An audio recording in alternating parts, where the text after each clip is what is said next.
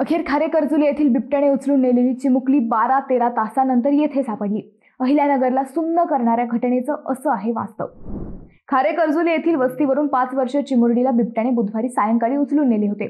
रात्रभर गावकऱ्यांनी तिचा शोध घेतला, ती सापडली नाही। बघता बघता संपूर्ण अहिल्यानगर जिल्ह्यात ही बातमी पसरली आणि संपूर्ण दिवस सोशल मीडियातून याविषयी हळहळ आणि संताप व्यक्त केला। अखेर गुरुवारी दिनांक 13 सकाळी हिंगणगाव रस्त्यालगत शाळेच्या मागील बाजूस या मुलीचा मृतदेह सापडला। या घटनेमुळे गावकरी संतप्त झाले असून गुरुवारी गावात बंद पाळण्यात आला। खारेकर्जुले येथे बुधवारी सायंकाळी 7 वाजेच्या सुमारास शेतात शेकोटी करत असताना तुरीच्या शेतातून आलेल्या बिबट्याने 5 वर्षीय रियांकाला उचलून नेले होते। रात्रभर या मुलीचा शोध ग्रामस्थांनी घेतला। अखेर गुरुवारी सकाळी येथील शाळेच्या मागील बाजूस हिंगणगाव रस्त्यालगत मुलीचा मृतदेह सापडला। बिबट्याच्या हल्ल्यात तिच्या हातापायावर मोठ्या जखमा झाल्याचे आढळून आले।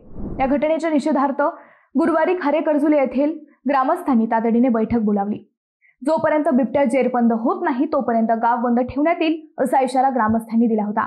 मात्र पुणे वन विभागाचे पथक गावात दाखल झाल्यानंतर चिमुकलीवर अंत्यसंस्कार करण्यात आले। हे पथक आता बिबट्याचा शोध घेत आहे।